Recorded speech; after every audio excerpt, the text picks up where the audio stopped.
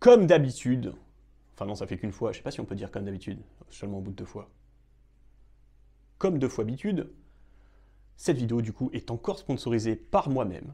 Donc si vous avez un besoin en termes de bureau d'études mécanique, n'hésitez pas à m'appeler, je me ferai un plaisir de vous proposer quelque chose. On s'occupe à peu près de tout ce qu'il y a sur le trajet de conception d'un produit, que ce soit de la feuille blanche jusqu'à la mise en place.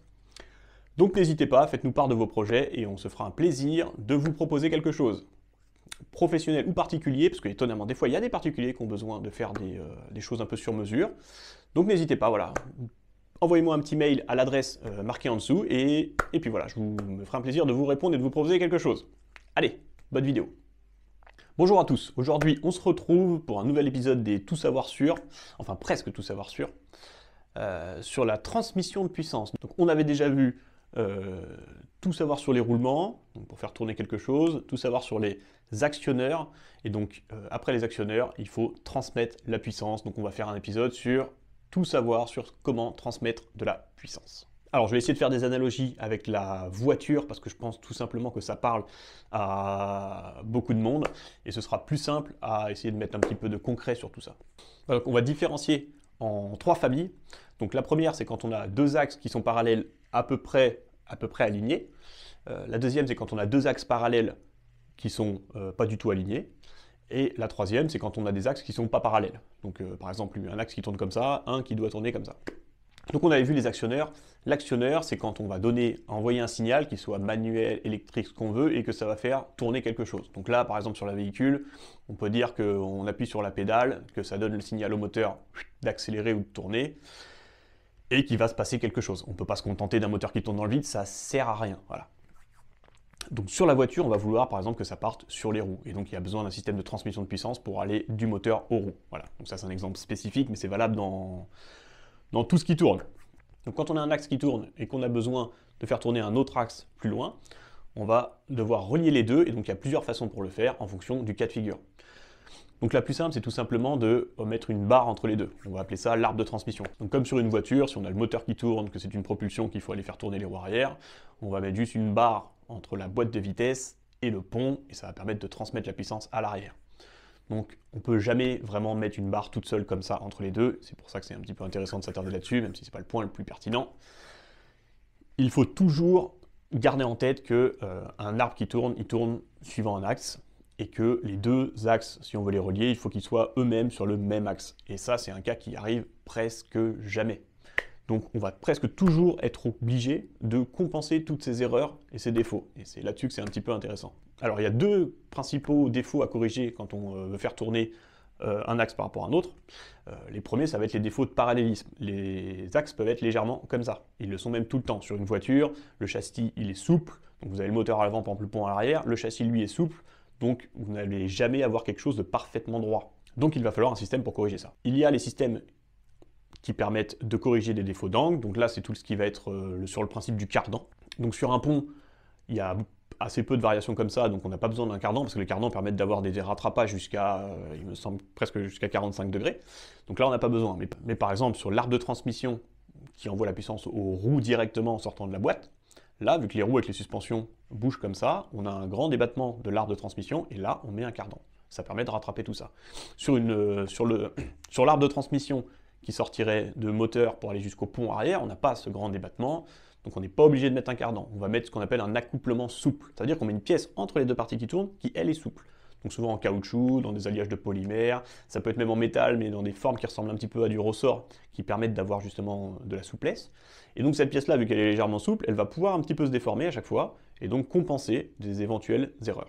Une fois qu'on a trouvé notre arbre de transmission avec les bonnes corrections d'angle en fonction de ce qu'on a besoin, donc ou des accouplements souples, ou des cardans, ou des choses comme ça. Voilà, une fois qu'on a trouvé la façon de corriger tous les défauts qui vont être engendrés par notre système, il faut transmettre la puissance. Donc transmettre la puissance entre un arbre et un autre, une fois qu'on a réglé notre problème d'accouplement, il y a plusieurs façons de le faire. Alors la première solution, c'est on prend un axe mâle, un axe femelle, on en manche l'un dans l'autre, on fait un petit trou avec une perceuse, on fout une goupille dedans, et ça va transmettre la puissance. C'est pas la solution la plus fiable, ni celle qui peut transmettre le plus de puissance, mais c'est une solution qui est très simple souvent pour réparer. On est dans la merde, on a cassé quelque chose, la clavette a pété dedans, il faut se débrouiller. On perce, on met une goupille, hop, et on peut redémarrer. Donc ça c'est surtout une solution de réparation. Ça peut des fois arriver que ce soit la solution de conception de base, mais voilà, c'est pas forcément la plus pertinente. Si on l'a choisie, souvent c'est surtout que c'était une question d'argent. Parce que c'est pas très cher à faire un trou dans les deux. C'est économique. Ensuite, on a la solution du clavetage. On va venir faire un usinage dans la pièce mâle et dans la pièce femelle et on va venir y insérer une clavette. La clavette, c'est elle qui va s'occuper de la transmission de l'effort et on peut avoir quelque chose de beaucoup plus costaud, mais l'usinage de la rainure clavette sur les deux pièces coûte beaucoup plus cher qu'un simple perçage pour mettre une goupille, forcément. Donc, on est sur quelque chose d'un peu plus haut de gamme, mais par exemple, voilà, c'est presque impossible si vous devez réparer quelque chose chez vous, de refaire une rainure de clavette ou de réusiner quelque chose comme ça, c'est souvent impossible. On peut aussi utiliser du coup des arbres cannelés. On va usiner des cannelures dans la pièce mâle et la pièce femelle, on n'a pas de pièce intermédiaire comme la clavette, c'est directement la pièce mâle qui s'emboîte dans la pièce femelle et qui transmet le couple. On peut transmettre plus de couple qu'avec la clavette, enfin et encore ça dépend parce que ça dépend le dimensionnement de la clavette, on peut mettre des très grandes clavettes, on pourrait en mettre plusieurs, enfin ça dépend, mais dans l'idée c'est comme ça. Et par contre, c'est beaucoup plus cher qu'une simple rainure de clavette. On peut aussi visser les deux parties, ça va permettre de transmettre de la puissance. Quand on fait tourner une jante sur le flasque sur lequel elle est fixée, ou à fixer avec des vis, et c'est ça qui va transmettre la puissance. Alors en soi, normalement, il me semble que c'est plutôt l'adhérence créée entre la jante et le flasque, enfin la fusée plutôt, on va dire, c'est cette force adhérence qui transmet la puissance, et c'est pas censé être les vis qui le transmettent. Les vis compriment fortement les deux l'un contre l'autre, et du coup, ça tourne ensemble. Parce que la théorie dit qu'on ne doit jamais faire travailler une vis en cisaillement. Donc, voilà, petit aparté. Pour les autres solutions, donc, il y en a une qui est aussi très intéressante, c'est tout ce qui va être les manchons expansibles. Alors, les manchons expansibles, c'est une pièce intermédiaire qu'on va mettre entre la pièce mâle et la pièce femelle, et cette pièce-là va venir gonfler. Donc, mécaniquement, hydrauliquement, il y a plusieurs façons de le faire gonfler. Elle va venir gonfler. Et vu qu'elle va gonfler entre les deux pièces, elle va gonfler très fort, hein, et elle va permettre de transmettre la puissance. Donc ça, c'est très intéressant parce que par rapport aux cannelures et aux clavettes, dans les deux cas, on a une amorce de rupture naturelle qui est faite dans les usinages qui sont créés. Et ces usinages-là, en fait, du coup, c'est une petite fragilité dans chaque petit angle, et à chaque fois qu'on pète une clavette, enfin on pète rarement la clavette, mais on pète l'une des deux pièces qui vont autour, quand ça casse toujours dans ces petites zones de faiblesse. Quand on utilise un manchon expansible, on n'a aucune zone de faiblesse, parce que justement le manchon gonfle uniformément sur les 360 degrés, et du coup on n'a pas cette amorce de rupture. C'est intéressant dans certains cas de figure, principalement si vous faites de la machine spé et que vous avez besoin par exemple de mettre un moment un servomoteur qui est régulé sur quelque chose, donc qui est l'esclave on va dire, donc un premier élément tourne, le deuxième doit se caler sur le premier. Quand on fait tourner ce genre de système, en fait l'esclave il passe son temps à faire ça, pour se stabiliser sur la consigne qu'on lui a donnée. Il est toujours légèrement en train de vibrer, ça se voit pas, mais il est toujours en train de le faire. Et ces micro-vibrations qui vont être créées comme ça, la clavette elle va pas aimer ça. Tout ce qui va avoir une petite amorce de rupture, enfin c'est pas une amorce de rupture parce qu'elle n'est pas encore faite l'amorce de rupture, mais tout ce qui va avoir une petite zone, une petite faiblesse qui ne demande que ça de devenir une amorce de rupture, les systèmes qui vibrent ne vont vraiment pas aimer ça. C'est pour ça qu'une clavette, quand on la monte, plus le système va être un peu oscillant, avec des vibrations, des choses comme ça, des allers-retours, plus elle va devoir monter serrée pour limiter justement cet effet-là. Si ça tourne tranquillement, toujours dans le même sens, sans faire d'aller-retour, on a un peu plus de flou sur le montage, on va dire. En tout cas, on peut se permettre plus de flou. Et après, il y a tout ce qui va être les liaisons définitives. Donc, il y en a principalement deux. Donc, la première, ça va être tout simplement de souder. Hein. On peut prendre une pièce, la mettre sur l'autre, on soude tout autour, on n'en parle plus. La puissance sera transmise par la soudure. Et la dernière, donc je pense que c'est la reine de la transmission de puissance, donc ça aussi c'est une solution indémontable, mais qui n'a presque aucun défaut à part le fait qu'elle est indémontable, et ce qui en soi est quand même un défaut. C'est le frettage.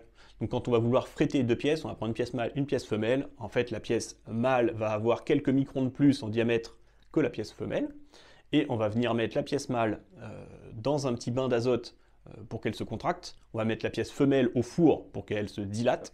Donc ça va permettre de gratter ces quelques microns qu'on avait en trop à la base. On emmanche les pièces à la presse comme ça, et une fois qu'elles sont revenues à température ambiante, c'est terminé. On ne pourra plus les désolidariser. Les quelques microns qui gonflent vont pouvoir transmettre des couples énormes, et là aussi on va avoir un peu tous les avantages des systèmes. Par rapport à une soudure qui ne transmet que sur la soudure, là on va pouvoir transmettre sur toute la surface qui a été emmanchée.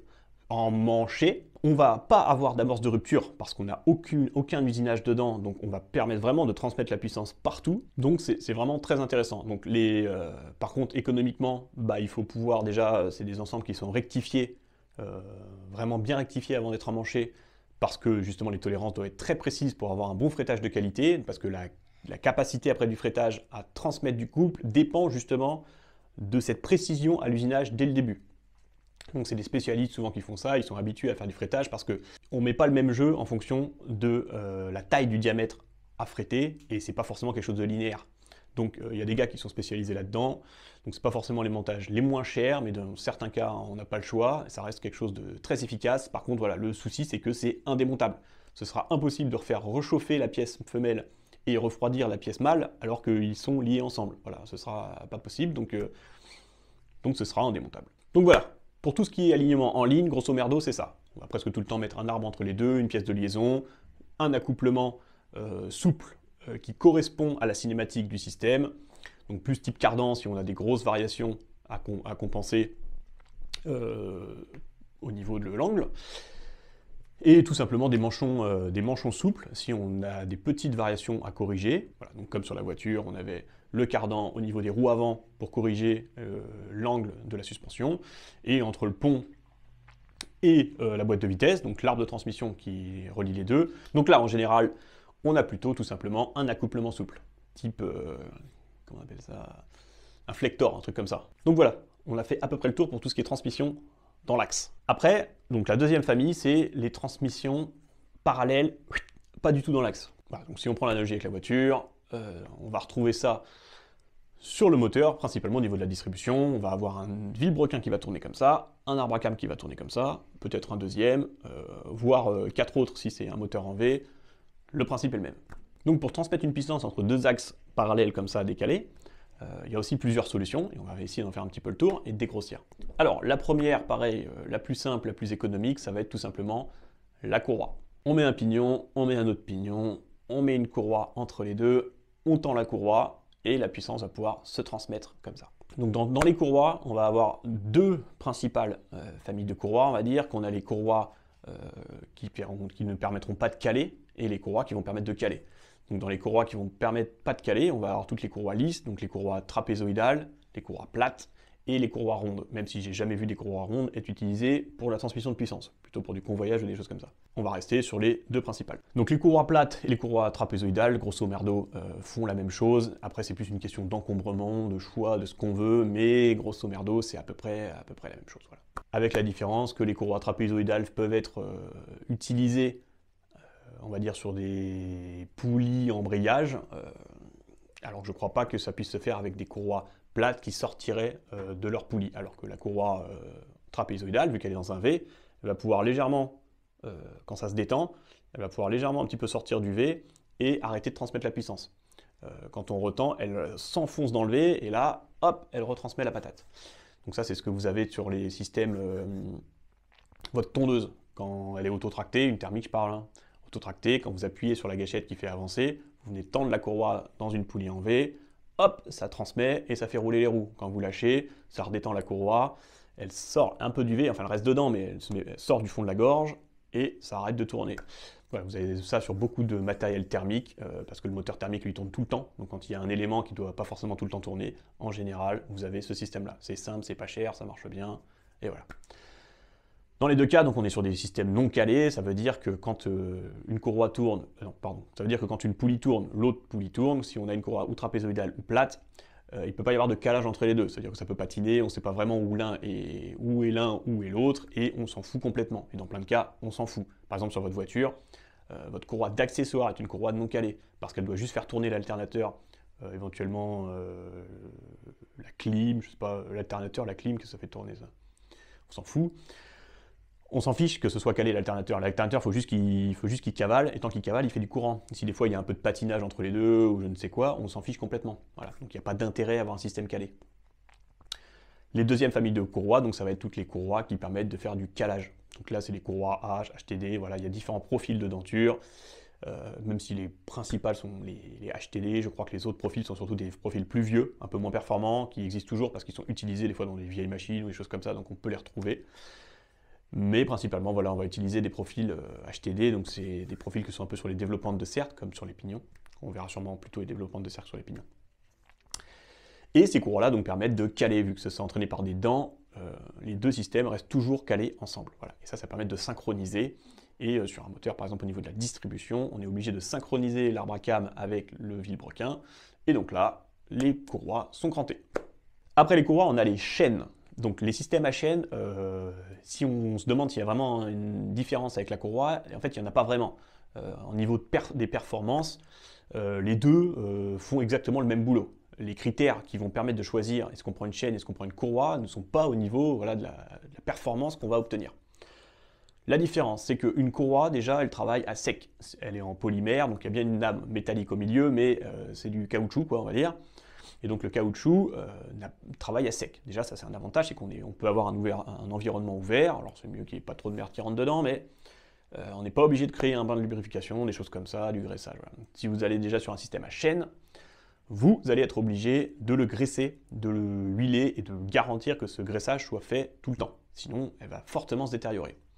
Donc déjà, ça implique quelque chose de relativement étanche autour de la chaîne, un système ou de circulation d'huile ou de graissage bien fait pour qu'elle soit toujours bien graissée. L'avantage de la chaîne par rapport à la courroie, c'est que si vous mettez en place le système de graissage, et donc qui est un coût plus important au début, vous n'êtes presque obligé de ne jamais la changer.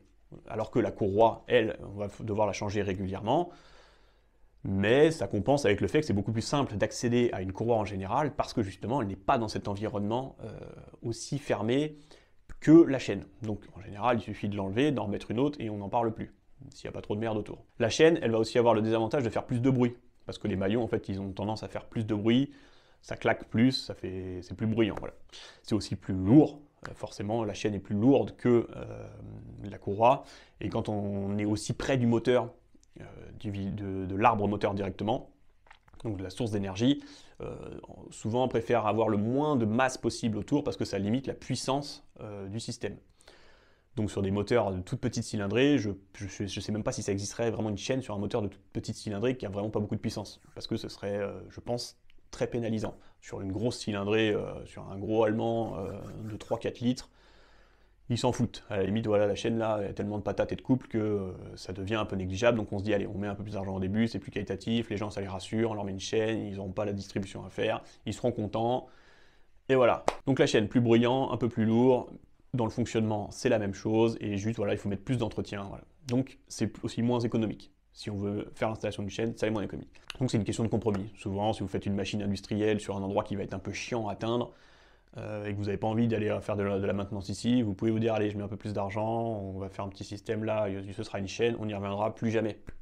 Si c'est accessible, qu'on peut y aller facilement, qu'on a un peu ric et rac sur l'oseille au niveau de la fabrication, on peut se dire, allez, on va mettre une courroie, ce sera facile à changer. Et ensuite, en dernière solution, donc, on a tout ce qui va être la transmission directe en cascade de pignon. Donc le système des engrenages, donc on a tout simplement un engrenage qui entraîne un autre, mais si les axes sont loin, on met tout simplement des pignons entre les deux. Ça a aussi beaucoup d'intérêts et beaucoup de désavantages, pareil comme tout le monde. Donc dans les désavantages, déjà, c'est plus cher. Voilà, il faut beaucoup plus de pièces. Chaque pignon, il faut un arbre, une portée de roulement, des roulements, enfin il faut tout le système qui va avec à chaque fois pour faire transmettre la puissance. Donc c'est plus cher. C'est aussi beaucoup plus lourd. Si vous mettez ça sur une voiture, je sais que ça existe, j'en ai déjà vu, je trouverai sûrement une photo là, une belle cascade de pignons sur une voiture. Ça fait beaucoup plus de pièces en plus et c'est beaucoup plus lourd. Donc pareil, je pense que ça existe ou sur des moteurs tout petits qui n'ont pas besoin vraiment de beaucoup de pignons, ou sur des moteurs tellement puissants et gros que ça devient négligeable à la fin. Voilà. Et après, c'est comme la chaîne, ça aussi, il faut un système de graissage performant parce que les pignons à sec, ça n'aime vraiment pas ça. Mais après, on a les avantages d'avoir quelque chose qui peut transmettre énormément de couple. On a quelque chose qui est hyper fiable. Moi, j'ai déjà vu des machines ouvertes après... je sais même pas, 50, 60 ans, des trucs qui revenaient de chez des clients pour de la, comment on appelle ça, pour un petit peu de remise à jour, des vieilles bécanes, bien plus vieilles que moi, ouais, je ne me souviens plus de l'âge exactement, mais au moins 50 ans, on va dire. Quand ils ouvraient le carter de toute la cascade de pignons qui faisait tourner la machine, c'était tout neuf dedans. Voilà. Si c'est bien graissé, bien huilé, personne ne l'avait jamais ouvert en 60 ans, ou 50, j'en sais rien. C'était nickel dedans. Donc on a quelque chose de vraiment très fiable. Par contre, on a quelque chose de beaucoup plus cher. Mais c'est toujours pareil, c'est toujours une histoire de compromis et de ce qu'on veut en faire.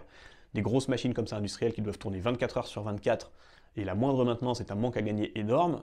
Si la distribution est compliquée, on ne peut pas dire, ouais, je sais pas, tous les 6 mois, on vous l'arrête 3 jours parce que y a tout un bordel à changer à l'arrière, l'accès, tout. Le client, il va dire, oh, t'es malade. Donc lui, il va être prêt voilà, à mettre, je sais pas combien d'euros en plus au début pour avoir une machine où on lui dit pendant 50 ans, tu n'y toucheras jamais. Voilà. Donc là, c'est ça le compromis. Sur les voitures, je pense que les gens le font plus ce calcul-là, parce que tous les 3 ans, ils veulent changer la voiture de toute façon. Donc ils en ont rien à foutre qu'on leur dise que dans 50 ans, leur voiture, elle sera toujours en bon état. Et puis je suis pas sûr qu'ils se posent vraiment la question jusque-là. Donc voilà, un petit peu pour les principales façons de faire tourner deux systèmes entre eux. Alors, dans tout ce qui est la pignonnerie, justement les engrenages, on va avoir les pignons droits. Et les pignons droits donc, sont sur une forme, pas que les pignons droits d'ailleurs, les pignons en général, sont maintenant tous sur une forme, enfin la denture est sur une forme de développante de cercle. Donc la développante de cercle, elle va permettre d'avoir toujours un point de contact entre les deux pièces, au niveau de la denture, des deux dents qui se touchent, et de garantir une vitesse équivalente en termes de vitesse de rotation. Parce que si vous avez une dent droite sur une dent droite, vu en fait, la vitesse est plus élevée à l'extérieur de la dent qu'à l'intérieur, si ça touche comme ça, vous vous retrouvez avec la vitesse plus élevée au niveau du point de contact d'une dent que l'autre. Et du coup, ça a tendance à faire vibrer la machine et c'est pas très bon pour l'usure générale et pour la durabilité du système.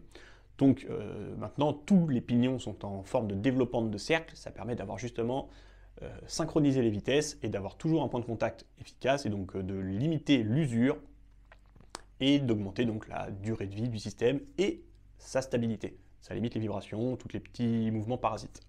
On a les pignons droits, donc qui sont les pignons classiques, et on a les pignons hélicoïdales.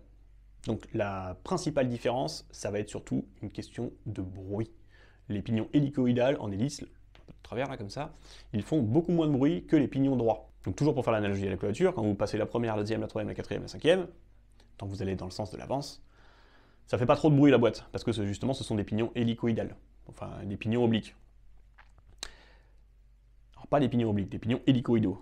Si vous mettez la marche arrière, là ça fait vachement plus de bruit, et c'est ce qu'on appelle les pignons droits tout simplement. Il y a aussi des pignons à chevrons, comme ça. Alors là je vous laisse imaginer qui a inventé le pignon en chevron, donc qui sont souvent deux pignons obliques collés côte à côte, indice. Oui, c'est Citroën qui a inventé ça. Et ça aussi, ça avait l'avantage de faire beaucoup moins de bruit et de limiter l'usure du pignon. Et comme toujours, c'est une question de coût tout ça, un pignon hélicoïdal est plus cher qu'un pignon droit, c'est pour ça que la marche arrière, on s'en fout, on passe pas beaucoup de temps en marche arrière, donc ce sera pignon droit et un peu plus de bruit. Voilà. Donc après on a les renvois d'angle, donc après on a tout ce qui est renvoi d'angle pour tout ce qui est transmission de puissance qui n'est pas parallèle. Et là on a grosso modo deux façons de faire, il doit y en avoir plus, mais on va voir tout ce qui va être les renvois d'angle à pignon. Et après, on peut tout simplement faire des empilements de cardans. Ça existe aussi. Un cardan transmet à 45. Si vous mettez un cardan et un petit bout de barre, un autre cardan, hop, re-45, vous pouvez transmettre un couple à 90 degrés, comme ça. Voilà, on a fait à peu près le tour de tout ce qu'il y a un petit peu à utiliser pour faire de la transmission de puissance, en partant de notre fameux actionneur jusqu'à l'élément qu'on doit faire tourner. Et avec tout cet ensemble de choses, alors c'est pas forcément exhaustif, peut-être que j'ai oublié une ou deux choses, vous le direz en commentaire si jamais j'ai zappé des choses. Avec ça, en général, on arrive toujours à se débrouiller, à faire quelque chose de mécaniquement propre et fiable et qui tourne bien. Voilà, c'est terminé pour la vidéo. Je vous invite à me donner votre avis en commentaire et à vous abonner si ce n'est pas fait. Il paraît que ça valorise l'algorithme de YouTube, donc allez-y. Et je vous dis à la prochaine, pour la suivante, hein, comme d'habitude. Allez,